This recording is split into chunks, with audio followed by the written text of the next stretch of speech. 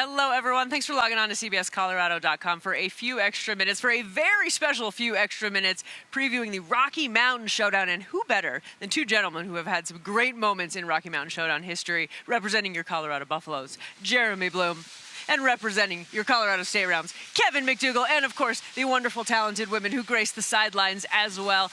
This is going to be a heated matchup. This is going to be a big one. It felt like last year the rivalry kind of got reignited. How do you feel like, Jeremy, let me start with you, CU is approaching this game?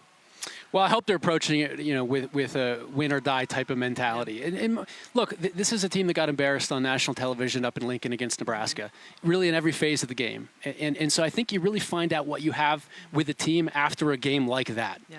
Do they regroup? Do they find the chemistry that they need? Do they have a good game plan to get in rhythm? And they're going to need it because it will be a hostile environment in Fort Collins.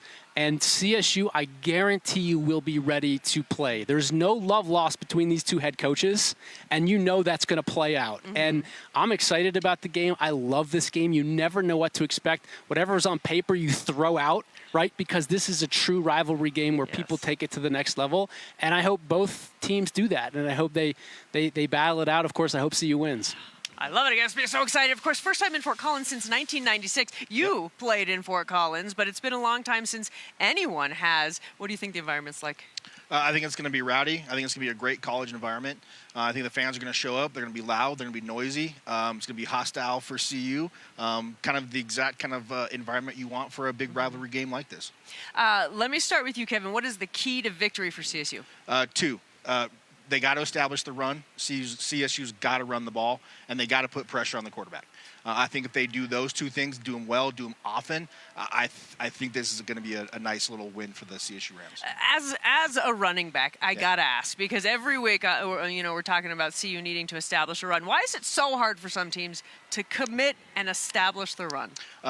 It goes back to basically being cohesion, especially with the offensive line. If the offensive line is not cohesive, then they're not playing together.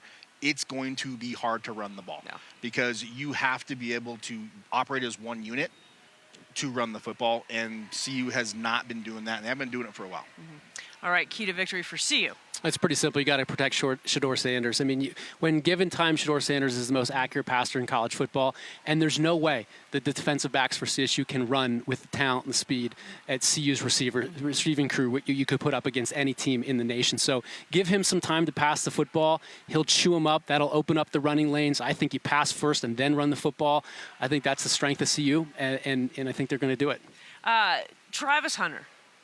Have you ever seen an athlete like him? He's AI generated. Yeah. I'm convinced. Yeah. I'm convinced ChatGPT made him. There's nobody like him. The thing that makes me so convinced about that is the fact he doesn't come off the field. Yeah. And few people, unless you've played the game, really understand how difficult it is from a fitness perspective to play both sides of the game at major Division I college football. It's impossible from a stamina perspective, and he's got energy after the game to do, his dances and all that stuff. I mean, he is an unbelievable athlete. Especially at the position he's playing, too. DB and wide receiver. You're running the whole game, right? I mean, you are sprinting almost the entire game.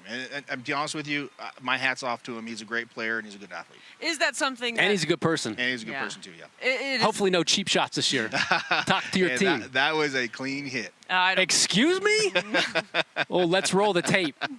Let the audience decide. That's ridiculous. Hey. Yeah, I gotta be honest. I'm on Jeremy's side. Clean hit on this one. I don't think that was. Under what rule book? Oh, come on now. Just because the CU backyard gets a little bit brawl, more flags. maybe street fight outside the bar. I don't know. I don't know where that's legal. Well, it was a penalty, but I'm gonna tell you what. I think it was a little bit of a clean hit. All right. Well, let's talk about the star for CSU, of course, and that's Torrey Horton. Yep. There's lots to like about him. What do you like about him? Yeah, I mean, I think very similar to Hunter is, very good receiver, quick, explosive. He does have size. I think that's misconstrued. Everybody thinks he's a little bit of a smaller wide receiver. He's a big guy. He can muscle. He can go up, get 50-50 balls. So, I mean, he plays well. Usually the offense goes really right along with him as well. This is going to be fun. I cannot wait for this game. We all can't wait for this game. And it's bragging rights for the next 5 years. They don't play again until 2029. You think that puts a little extra juice on this one? I hope so. Obviously, yeah. All right. Hope they're talking about it. Make sure they're talking about it in Boulder. Yes. Yeah, and Fort Collins as well. I mean, we got to make sure that we go out on a W this year. All right, we're going to spread the word. This has been so great. Thank you so much for joining me, Jeremy and Kevin. This has been such a treat, guys. We will see you Saturday night in Fort Collins.